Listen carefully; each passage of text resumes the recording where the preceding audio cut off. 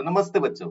जैसा कि अपन ने प्रीवियस लेक्चर में देखा था, ह्यूमन रिप्रोडक्शन में मेल रिप्रोडक्टिव ऑर्गन्स के बारे में, जिसमें अपन ने टेस्टिस के बारे में पढ़ा, ग्लैंड्स के बारे में पढ़ा और वहां के रिलेटेड डक्ट्स के बारे में पढ़ा।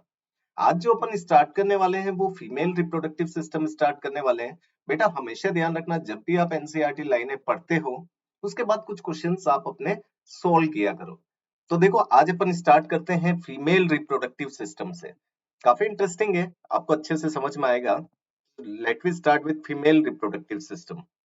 तो देखिए बेटा, इसके अंदर पहली लाइन जो यहाँ पर दे रखी है, the female reproductive system consist of pair of ovaries. तो दो ओवरीज आपको देखने को मिलेगी। कौन से रीजन में देखने को मिलती है? पेल्विक रीजन में देखने को मिलती है, एब्डोमेन मत करना। Along with the pair of oviduct. Oviduct कहां से अराइज हो रही है? ओवरीज से ही अराइज होगी। सपोज ये आपकी ओवरीज है तो यहीं से आपकी ओविडक्ट अराइज होती है, इस तरीके से। मतलब इससे अराइज तो नहीं कह सकते, लेकिन इसके पास में आप कह सकते हैं। क्लियर? फिर यहाँ पर यूट्रस आपको देखने को मिलेगा, जिसको आप वॉर्म बोल सकते हैं। यूट्रस का below part, that is cervix, vagina and external genitalia, सारे कहाँ लोकेटेड है? पेल्विक रीजन के अंदर। तो ये लाइन आपको समझ में आई। क्या क्या चीजें पढ़नी है इसमें? नेसेसरी और एसेसरी पढ़ना है। नेसेसरी में केवल ओवरीज आएगी और एसेसरीज में ओविडक्ट हो गया, यूट्रस हो गया, सर्विक्स हो गया, वजाइना हो गया, एक्सटर्नल जेनेटिलिया हो गया, ये सारी चीजें इसमें आएगी। This part of system along with the pair of mammary glands are integrated structurally and functionally to support the process of ovulation, fertilization, pregnancy, birth and child care. अब ये लाइन कभी कभी स्टेटमेंट में लिखी हुई आ जाती है और बेटा इसमें बच्चे बहुत बार कंफ्यूज हो जाते हैं कि मेमोरी ग्लैंड्स का क्या रोल है रिप्रोडक्शन में। इसका इंटीग्रेशन बताया हुआ है। तो इसका इंटीग्रेशन बेटा यहाँ पर एक पॉइंट दिया हुआ है जो आप देख सकते हैं, जिसको अपन बोल रहे हैं चाइल्ड केयर। कुछ आ रही बात समझ में? तो अगर देखो बच्चा होगा तो उसको फीडिंग तो होगी ना, तो वो जो फीडिंग हो रही है वो किसके द्वारा हो रही है? यहाँ पर मेमोरी ग्लैंड्स के द्वारा ही हो रही है। तो ये भी अपने को पता होना चाहिए। Ovaries are the primary female sex organ, necessary है, मैंने बता ही दिया आप लोगों को, that produce the female gametes, ovum. वैसे ओवम नहीं निकालते हैं, लेकिन एनसीईआरटी ओवम बोल रही है, सेकेंडरी oocyte प्रोड्यूस होता है, लेकिन एनसीईआरटी ने ओवम लिखा है तो अपने को ओवम ध्यान रखना है। और उसके साथ में ये क्या कर रही है? कुछ स्टेरॉइड्स हार्मोन्स भी निकाल रही है, जिसको आप क्या बोल रहे हैं? Ovarian hormone. ये भी थोड़ा सा अपने को पता होना चाहिए। एस्ट्रोजन, प्रोजेस्टेरोन जो भी यहाँ से रिलीज होता है, जो अपन आगे देखने वाले हैं, तो ये भी यहाँ पर रिलीज हो रहा है। तो ये कैसा ग्लैंड हो गया? ओवरी एक तरीके से कैसा ग्लैंड हो गया? ओवरी हो गया आपका कौन सा? Mix gland. तो ये थोड़ा सा अपने को ये भी पता होना चाहिए, टेस्टिस भी मिक्स्ड है, ओवरीज भी मिक्स्ड है, क्योंकि ओवम जो रिलीज हो रहा है वो डक्ट के द्वारा हो रहा है, फैलोपियन ट्यूब के द्वारा पूरा चलेगा उसका सिस्टम। और हॉर्मोन्स आपको यहाँ देखने को मिलते हैं। Ovaries are located one on each side of lower abdomen. तो ये थोड़ा सा अपने को ध्यान रखना है। साइज देखिए इसकी जो है 2 to 4, दो को मल्टीप्लाई कर दो, दो ओवरी है, एक, तो 2 into 2 इज इक्वल टू 4। तो आपके पास ओवरी कितनी? 2, और 2 into 2 कितना हो गया? 4 हो गया। इस तरीके से आप इसको याद कर सकते हैं, आप ओवरीज की लेंथ को याद कर सकते हैं। Each ovary is covered by thin epithelium which encloses the ovarian stroma. Epithelium से कवर्ड है और इसके बीच में स्ट्रोमा है। बाहर के पार्ट को आप कोर्टेक्स बोलेंगे ओवरी के, और इनर वाले पार्ट को आप मेडुला बोलेंगे। देखो एनसीईआरटी को बहुत आराम से एक एक लाइनें पढ़नी है। सारी चीजें डिटेल में मैं आपको डिटेल लेक्चर यहाँ अपलोड करूंगा, उसमें आपको मिल जाएगी।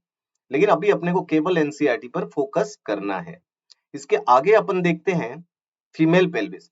बेटा इस डायग्राम को बहुत अच्छी तरीके से समझो, क्यों समझ में ही नहीं आता। अगर इस तरीके का डायग्राम आ गया, एबीसीडी आ गया, तो कहीं पर भी अपने को समझ में नहीं आता। तो इसको समझने का तरीका बताता हूँ। सपोज ये आपका यूट्रस है, तो यूट्रस के लोअर पार्ट को आप सर्विक्स बोलते हैं, और सर्विक्स के बाद में क्या आ जाता है? वजाइना। और यहाँ पर वजाइनल ओपनिंग्स वगैरह ये सारी चीजें देखने को मिलती है। तो आपको केवल यूट्रस इसमें समझ में आना चाहिए। तो ये वाला जो स्ट्रक्चर बना हुआ है ना बेटा, ये तो यूट्रस का, ये तो पूरा सेपरेट चल रहा है एनस वाला। तो ये वाला रेक्टम और एनस वाला आपका पूरा सेपरेट हो गया, तो इसको ध्यान नहीं देना। आपको ये ध्यान रखना ये यूट्रस है। तो यूट्रस के यहाँ पर क्या होगा? कॉर्नर पर सर्विक्स होगा। सर्विक्स के बाद क्या देखने को मिलेगा? वजाइना देखने को मिलेगा। ये वजाइना हो गया। वजाइनल ओपनिंग्स वगैरह इसमें दे रखी है।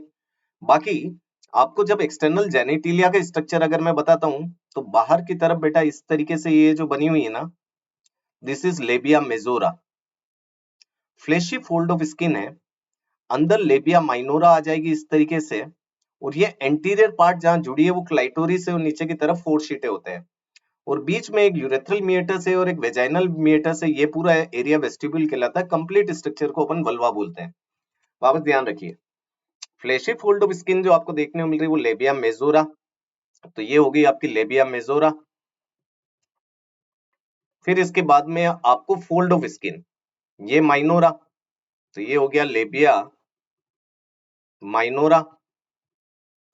जहां लेबिया माइनोरा इस तरीके से ऊपर की तरफ एंटीरियर पोर्शन पे अटैच हुई है, उसको आप बोल रहे हैं क्लाइटोरिस और क्लिटोरिस। होमोलोगस टू पेनिस है, काफी सेंसिटिव स्ट्रक्चर है, वैसे फीमेल के अंदर वेस्टिजियल है। और ये हो गई 4 शीटें वगैरह हो गई, और बाकी ये दोनों आपके यूरेथ्रल एंड वेजाइनल ओपनिंग्स होती है, और ये कंप्लीट एरिया आपका क्या कहलाता है, वेस्टिब्यूल, और इस पूरे स्ट्रक्चर को अपन बोलते हैं वल्वा। और यहाँ पर कुछ फैटी लेयर की भी आपको लेयर देखने को मिलेगी, जिसको आप मॉन्स प्यूबियस बोलते हैं। ये स्ट्रक्चर यहाँ तक आया समझ में, तो फिर ये आपको अच्छे से समझ में आ जाएगा। तो ये समझिए, ये यूट्रस हो गया। तो यूट्रस के नीचे की तरफ आपको क्या मिलेगा, सर्विक्स, सर्विक्स से वजाइना, ये पूरा वजाइनल ओपनिंग, बाहर वाली कवरिंग लेबिया मेजोरा, अंदर वाली लेबिया माइनोरा। तो यही सारी चीजें बेटा याद है। जहां एंटीरियर पोर्शन पे अटैच हो रहा है वो क्लिटोरिस हो गया, क्लाइटोरिस हो गया। और एक बोनी स्ट्रक्चर आपको देखने को मिल रहा है, which is pubic symphysis, fibrous cartilage joint के द्वारा होता है। ये एक तरीके से यहीं से बच्चा बाहर आता है। तो ये डायग्राम एनसीईआरटी का बेटा आपको क्लियर हुआ कि नहीं? ये वाला याद मत करो, ये वाला जो आपको नजर आ रहा है ना इस पाइपलाइन की तरह, ये आपका एनस है। तो ये रेक्टम हो जाएगा और एनस हो जाएगा, क्योंकि इंटेस्टाइन से कनेक्ट होकर चल रहा है।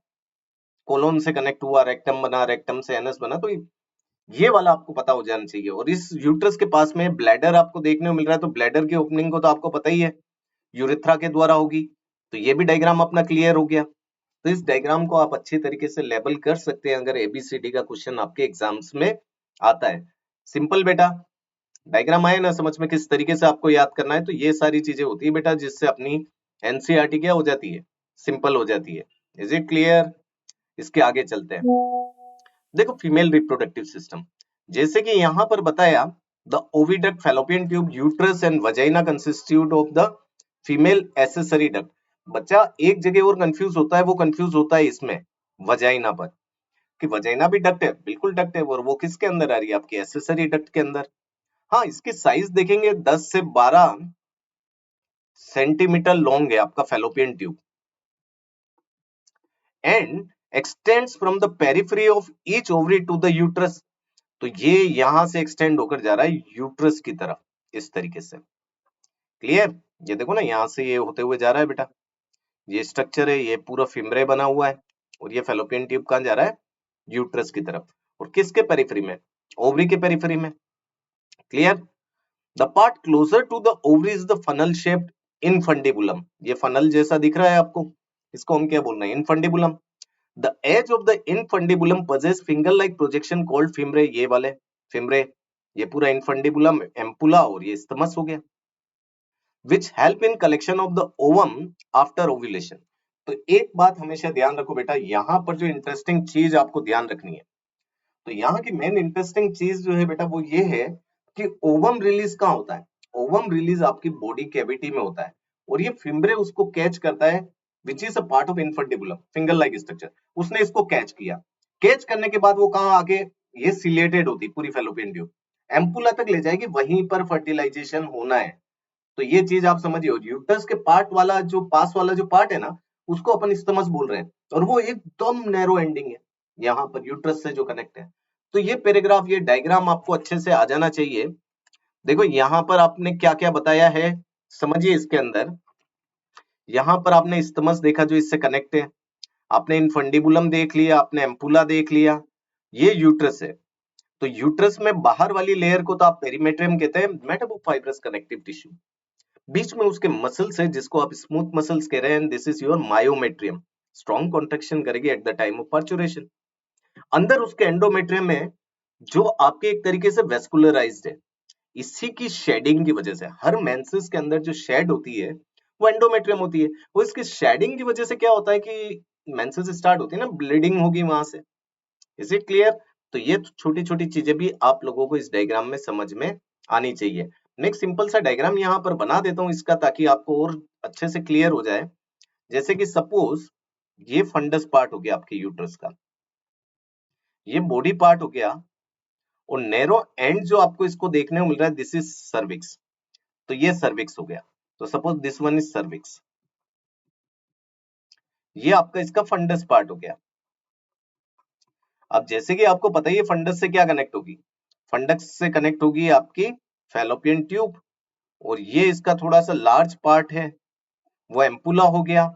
और फिर ये पेरिफेरल पार्ट जो ओवरी का, इसको अपन इनफंडिबुलम बोल रहे हैं, जिसमें आपके फिमरे लाइक स्ट्रक्चर आपको देखने को मिलते हैं। तो ये बेटा हो गया स्थमस, ये हो गया एम्पुला जहां पर फर्टिलाइजेशन होगा। वैसे एनसीईआरटी दो चीज बोलती है, एक तो एम्पुलर स्टमक जंक्शन बोलती है और एक एम्पुला बोलती है, दोनों को अपने को याद रखना, आगे देखेंगे अपन। ये इनफंडिबुलम हो गया, दो ओवरी है तो 2 into 2 4, तो साइज क्या हो गई 2 into 2 4 सेंटीमीटर की। क्लियर? ओवरीज जस्ट इसके पेरिफेरी रहेगी। तो ये आपकी ओवरीज हो गई। ये बाहर की लेयर अगर आप इसके अंदर देखेंगे बेटा, ये वाली, तो ये लेयर आपकी जो बनेगी वो पेरीमेट्रियम है। अंदर एक स्ट्रॉन्ग लेयर बनी हुई है इस तरीके से, ये अंदर की लेयर है जो थोड़ी सी स्ट्रॉन्ग है यहाँ पर, जो अपन देख सकते हैं। एक मिनट रुको, मैं इसको थोड़ा सा हाईलाइट कर देता हूँ ताकि आपके लिए इजी हो जाए। तो ये वाली जो आपको देखने को मिलेगी इसके अंदर, ये लेयर आपकी हो जाती है मायोमेट्रियम। मायोमेट्रियम तो आपको पता ही है, स्मूथ मसल्स की बनी हुई है, और स्मूथ मसल्स स्ट्राइटेड नहीं होती है। स्मूथ मसल कैसे होती है, अगर आप स्मूथ मसल को देखेंगे तो स्मूथ मसल जो होती है वो अनस्ट्राइटेड होती है। और फिर आपको साइक्लिक चेंजेस वाली आपको देखने को मिलेगी। तो साइक्लिक चेंजेस वाली अपन अगर इसके अंदर ये वाली बना देते हैं अपन वेस्कुलराइज, ये अंदर की तरफ जो आपको देखने को मिल रही है, दिस इज योर एंडोमेट्रियम। तो बाहर की तरफ तो हो गई बेटा पेरीमेट्रियम, आउटर मोस्ट लेयर किसकी बनी हुई है, ये कनेक्टिव टिश्यू की। वेरी गुड बेटा। फिर ये मसल्स वाली, ये किसकी बनी हुई है, मायोमेट्रियम। वाह, बाबू को आती है सारी चीजें तो। वेरी गुड बेटा। उसके बाद में ये किसकी बनी हुई है, एंडोमेट्रियम। शाबाश, तीनों लेयर तुम बच्चों ने बता दी। अब इसमें ये पूछ लेते हैं कि साइक्लिकल चेंजेस हर मंथ में किसका होता है, तो वो भी क्वेश्चन आपको आता है बेटा। वो कौन करता है, एंडोमेट्रियम करता है। कनेक्टिव टिश्यू की कौन सी बनी हुई है, पेरीमेट्रियम बनी हुई है। पार्चुरेशन में कौन सी एक्ट करेगी, मायोमेट्रियम एक्ट करेगी। तो ये सारी चीजें अपने को इस डायग्राम से क्वेश्चंस बनते हैं। बाकी आपको पता ही है, ओवरी के जस्ट नियर बाय जो पार्ट है उसको अपन क्या बोल रहे हैं, इनफंडिबुलम बोल रहे हैं। एम्पुला आपको पता ही है, इस्थमस आपको पता ही है। तो ये बेसिक बेसिक चीजें आपको इसमें आनी चाहिए। इज इट क्लियर बेटा? तो ये डायग्राम देखिए, ये फिर से बता देता हूँ, ये फंडस वाला एरिया है, this is isthmus, this is ampulla and this one is infundibulum. Infundibulum part किसके पास में, ओवरी के। किसके पेरिफेरी में देखने को मिल रहा है, ओवरी के। ओवरी ओवम को कहाँ रिलीज करेगी, ये बॉडी सिलोम के अंदर। बॉडी सिलोम के अंदर ओवरी यहाँ पर ओवम को रिलीज करेगी, जिसको कैच कौन करेगा, हार्दिक पांड्या कौन है यहाँ पर, या सूर्या कौन है वर्ल्ड कप में कैच लिया था, फिम्ब्रे। तो ये फिंगर लाइक जो आपको देखने को मिल रहा है ना, दिस इज फिम्ब्रे। तो ये फिम्ब्रे भी अपने को पता होना चाहिए। फर्टिलाइजेशन कहां पर होगा, कौन सी साइड पर होगा, एम्पुला में होगा। और यूट्रस से कनेक्टेड पार्ट कौन सा है, इस्थमस। बाहर वाली लेयर कौन सी है, पेरीमेट्रियम, किसकी बनी, कनेक्टिव टिश्यू। मस्कुलर लेयर कौन सी है, मायोमेट्रियम। और इनर मोस्ट जो साइक्लिक चेंजेस कर रही है वो हो गई आपकी एंडोमेट्रियम। तो ये बेटा स्ट्रक्चर इस डायग्राम का आपका क्लियर हो गया। Is it clear? ये सभी बच्चों को आया ना यहां तक समझ में? फिर अपन इसके आगे चलते हैं। The last part of the oviduct, isthmus has a narrow lumen and it join the uterus. ये अभी मैंने बता ही दिया, कौन सा यूट्रस से जुड़ा हुआ है, स्टमस। और उसका लूमन कैसा है, नैरो। कभी कभी क्या होता है कि यहाँ पर वाइड लूमन कर देते बच्चे, जल्दबाजी में उसको करेक्ट स्टेटमेंट कराते हैं, वो गलती मत करना बेटा, वो फॉल्स हो जाएगा। यूट्रस डबल नहीं होता है, यूट्रस सिंगल होता है, और उसको आप वॉर्म भी बोलते हैं। और उसका शेप कैसा होता है, इन्वर्टेड पियर, उल्टा मोती। क्लियर? तो मोती के अंदर ही बच्चा रहता है, ये ध्यान रखना। इनिशियल स्टार्ट भी बहुत अच्छी है बच्चों की।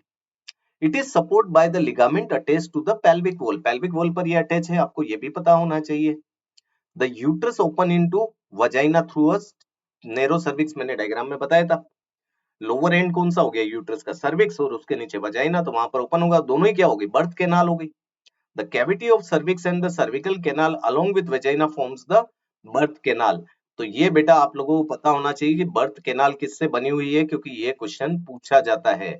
तो the cavity of the cervix is called the cervical canal along with vagina forms the birth canal.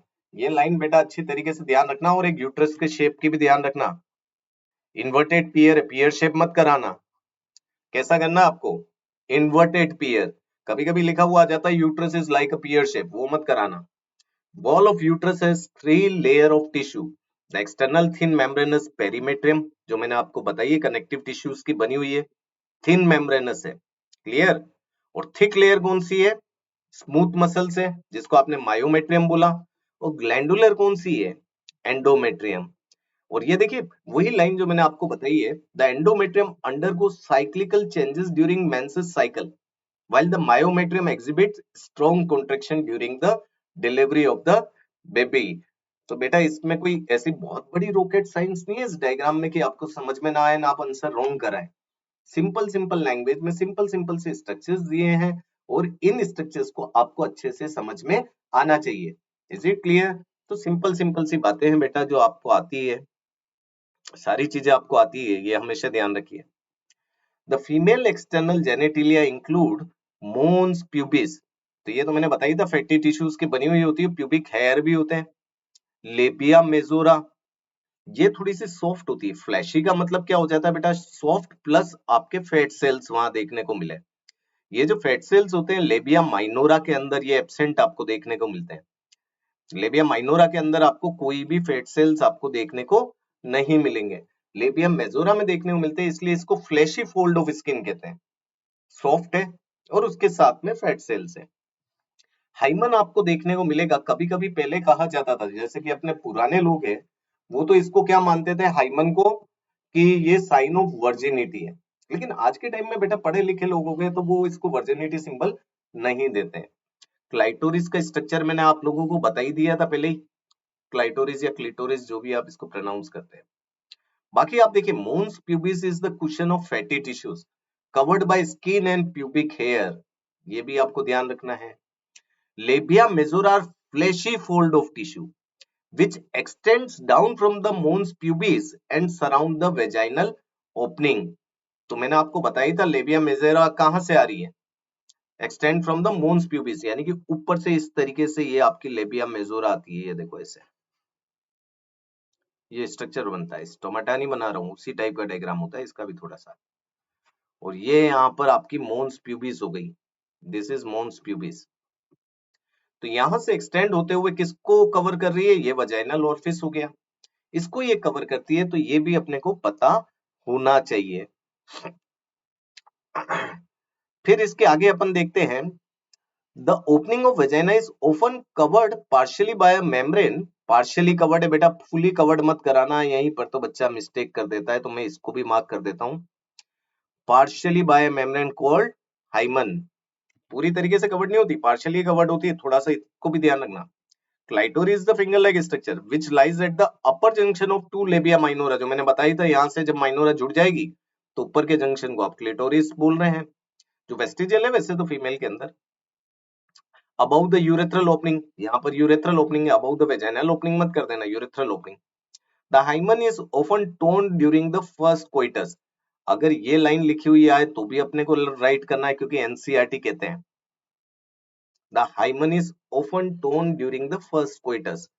तो एक तरीके से इसको वर्जिनिटी मान रही है इस लाइन में, लेकिन ये वर्जिनिटी है नहीं, एनसीईआरटी दूसरी बार क्या कह रही है, ऑफन लिखा है यहाँ पर वर्ड, थोड़ा ध्यान रखना। However, it can also be broken by sudden fall or jolt। हो सकता है, लड़के आजकल खेलती है, कूदती है, जंपिंग कर रही है, स्पोर्ट्स खेल रही, क्रिकेट खेल रही, फुटबॉल खेल रही, बैडमिंटन खेल रही, टेनिस खेल रही, ना जाने कितने गेम्स आजकल बच्चे खेलते हैं। तो हो सकता है उस समय भी हाइमन हाइमन का क्या हो सकता है, ब्रेक हो सकती है। इंसर्जन ऑफ वेजाइनल टेम्पोन, ये क्या होता है, टेम्पोन क्या होता है कि मेंसेस ब्लड जो होता है ना, इसको एब्जॉर्ब करने के लिए कॉटन के बने हुए होते हैं, तो female eight the time of menstruation use करती है। तो उस समय भी कभी कभी क्या होता है कि ये जो हाइमन होती है ये ब्रेक हो जाती है। Active participation in some sports like horseback riding, cycling, बहुत सारी गेम्स है, किसी के भी अंदर हो सकती है। In some women the hymen persist even after coitus, ये भी हो सकता है।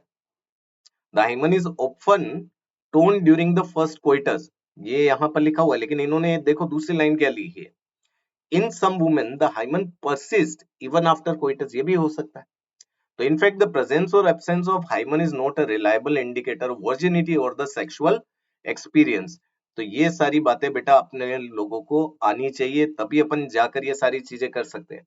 और मैंने आपको रिप्रोडक्टिव, फीमेल रिप्रोडक्टिव में एक इंटीग्रेटेड ग्लैंड्स बताया, वो कौन सा है, मेमोरी ग्लैंड्स। मेमोरी ग्लैंड्स में देखो यहाँ पर आपको रिब्स देखने को मिल रही है, रिब्स के बीच में एक मसल्स है जिसको आप बोलते हैं intercostal muscle. This are the muscles between the ribs. आपके ब्रीदिंग के अंदर आप पढ़ते ही है ना, इंस्पिरेशन एक्सपायरेशन में उनके कॉन्ट्रैक्शन है, एक्सटर्नल इंटरकोस्टल, इंटरनल इंटरकोस्टल, वो मसल्स यहाँ दिखाई है। चेस्ट मसल्स को बोलते हैं पेक्टोरलीज। तो ये तो इसकी मेजर मसल्स हो गई जो चेस्ट की है। फिर उसके बाद में आपके paired of mammary glands, mammary glands आपके पास में दो है, जिसके अंदर 15 से 20 मेमोरी लोब्यूल्स होते हैं, और उनके अंदर आपको ये छोटे छोटे सेल्स आपको नजर आ रहे होंगे जिनको आप एल्वियोलाई बोलते हैं। एल्वियोलाई से मेमोरी ट्यूब्स निकलेगी, मेमोरी ट्यूब्स आपकी मेमोरी डक्ट बनाएगी, डक्ट जाके ओपन होगी एम्पुला में, और एम्पुला से निकलेगी लैक्टिफेरस डक्ट जो आकर खुलेगी इस निप्पल पोर्शन पर। और निप्पल पोर्शन के सराउंडिंग में जो आपको एरिया देखने को मिल रहा है ना, उसको अपन एरियोला बोलते हैं। ये वाला जो एरिया है ना, दिस इज एरियोला। और एरियोला के यहाँ पर क्या होते हैं, सेबेशियस ग्लैंड होते हैं। अब आप एक सिंपल सी चीज समझिए ना, अगर सक्शन इफेक्ट आता है eight the time of lactation, बच्चा दूध पी रहा है माँ का, तो ये जो एरियोला एरिया है, यहाँ पर डिस्टरबेंस हो सकता है, इरिटेशन हो सकती है, रबिंग हो सकती है, इचिंग हो सकती है, काफी सारी चीजें आपको देखने को मिल सकती है। तो उन चीजों के लिए देख, nature is very intelligent. Nature ने क्या किया है, यहाँ पर ये एरियोला बना दिया जिसमें आपके सेबेशियस सिक्रिएशंस हो रहे हैं, जिसकी वजह से पूरा सॉफ्ट हो गया, इसकी वजह से इरिटेशन, इचिंग, ये सारी चीजें हट जाती है। आए कुछ समझ में? देखो हायरार्की इसकी पूरी मैं आपको बता ही देता हूँ। हायरार्की स्टार्ट कहाँ से की है अपन ने, इसके अंदर अपन ने स्टार्ट की है मेमोरी, एक्सक्यूज, मेमोरी ट्यूब से। तो सबसे पहले आ गया memory tube. Memory tube, tube जब भी जुड़ता है तो क्या बन जाएगी, मेमोरी डक्ट। डक्ट जब बड़ा हो जाता है तो वो एक लार्ज पार्ट बनाता है जिसको बोलते हैं मेमोरी एम्पुला। एम्पुला चला गया आपके किसके पास में, लैक्टिफेरस डक्ट के पास में। बेटा देखा, सीक्वेंस पता होना चाहिए, लैक्टिफेरस डक्ट। और लैक्टिफेरस डक्ट बेटा आपके कहां पर ओपन होगी, ये ओपन होगी आपके निप्पल के अंदर। आया बच्चा कुछ समझ में? कितने आपके मेमोरी ग्लैंड्स हैं, तो मेमोरी ग्लैंड्स के अगर अपन नंबर गिनते हैं तो वो दो होते हैं, पेयर्ड जो आपके ब्रेस्ट है फीमेल के अंदर। लोब्यूल्स कितने हैं, तो अपन जब इसमें लोब्यूल्स की बात करते हैं तो बेटा 15 टू 20 मेमोरी लोब्यूल्स होते हैं। और इनके अंदर सेल्स कौन से होते हैं, सेल्स को अपन एल्वियोलस बोलते हैं। एल्वियोलाई लाइक स्ट्रक्चर है इसलिए उसका नाम भी एल्वियोलस दे दिया, बाकी वो वाले एल्वियोलाई नहीं है, आपके लंग्स वाले। Is it clear? यहाँ पर बेटा इसके लूमन में ही मिल्क स्टोर्ड होता है। तो अपन इसके आगे समझते हैं, देखो। तो जैसे ही अपन इसके आगे पढ़ते हैं, तो functional mammary gland is the characteristics of all female mammal. All mammal लिख दिया और आपने राइट कर दिया तो बेटा स्टेटमेंट रॉन्ग हो जाएगा। फंक्शनल किसके अंदर है, फीमेल के अंदर है, मेल के अंदर आपको फंक्शनल देखने को नहीं मिलेंगे। The mammary glands are the paired structure, दो होते हैं, that contain glandular tissue and variable amount of fat. Fat decide करता है बेटा साइज ऑफ द ब्रेस्ट। बहुत बड़ा इसमें कोई उसका रोल नहीं है, शॉक एब्जॉर्बर में भी काम आता है ये फेट, वो तो अपने को पता ही है। Is it clear? The glandular tissue of each breast is divided into 15 to 20 mammary lobes। अभी मैंने आपको बताया था। क्लस्टर ऑफ सेल्स है जिसको आपने एल्वियोलाई बोला, मैंने बताया था लंग्स के एल्वियोलाई की तरह इनका शेप होता है, तो उस तरीके से इसका नाम दे दिया। Cell of alveoli secrete milk which is stored in the cavity. ये देखो, ये याद रखना, मिल्क कहाँ स्टोर्ड हो रहा है, ल्यूमन ऑफ एल्वियोलाई। तो इसको भी मैं थोड़ा सा हाईलाइट कर देता हूँ, ये भी लाइन बेटा आप लोगों को पता होनी चाहिए, पूछ सकते हैं आपसे नीट के अंदर। एल्वियोलाई कहाँ खुलेंगे, मेमोरी ट्यूब्स, मेमोरी ट्यूब से मेमोरी डक्ट्स, मेमोरी डक्ट से आपका एम्पुला, एम्पुला से आपका लैक्टिफेरस डक्ट, और लैक्टिफेरस डक्ट आपके निपल के अंदर ओपन होते हैं। Tubule of each lobe join to form memory duct and several memory duct join to form a wider memory ampulla which is connected to the lactiferous duct and open at the nipple from where the milk is expressed during the breast feeding। तो ये simple simple सी चीजें हैं बेटा जो आप लोगों को female reproductive systems के बारे में आनी चाहिए। नेक्स्ट जो अपन इसमें स्टार्ट करने वाले हैं वो स्टार्ट करेंगे अपन गैमेटोजेनेसिस। किस तरीके से स्पर्म्स का फॉर्मेशन होता है, किस तरीके से ओवम का फॉर्मेशन होता है, स्पर्म्स का स्ट्रक्चर क्या है, मेंस्ट्रुएशन साइकिल क्या है, ये सारे ही अपन नेक्स्ट लेक्चर में पढ़ने वाले हैं। तब तक जितना मैंने इसको पढ़ाया है आपको उन सारी लाइनों को अच्छे से पढ़ना है, अंडरलाइन करना है, हाईलाइट करना है, ताकि आपके नंबर कोई नहीं काट सके। Is it clear? तब तक के लिए बेटा बाय बाय, थैंक यू।